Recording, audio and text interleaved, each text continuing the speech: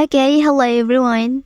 Here I want to provide a tutorial on how to check Imei number on Realme C67 device.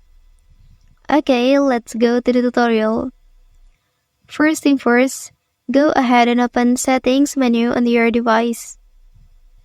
Well, after that, please scroll to the bottom and then select About Phone option. Okay, and then here please scroll a little bit and then select Status option. Okay, and then you can check it here.